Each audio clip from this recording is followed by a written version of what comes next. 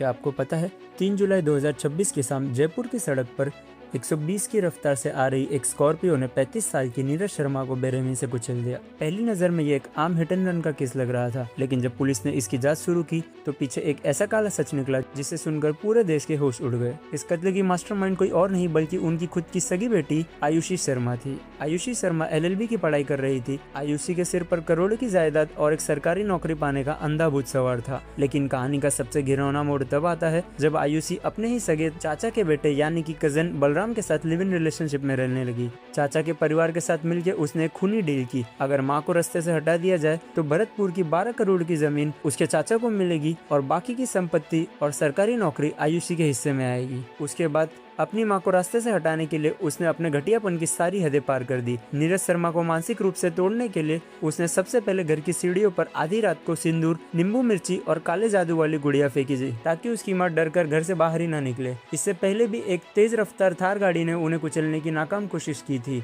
लेकिन उनकी जान बच गई। उसके बाद आयुषी ने अपनी मां की ममता का ही फायदा उठाया। उसने रोते हुए अपनी मां को फोन के जाल में फंसाया और शूटरों को उनका लाइव मर्डर करने को कहा। लेकिन कहानी सिर्फ यहीं पर खत्म नहीं होती है।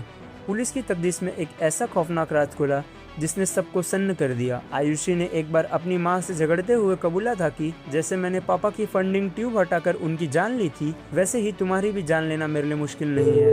क्या इसका मतलब ये है कि आयुषी अपने पिता की भी मौत की जिम्मेदार थी?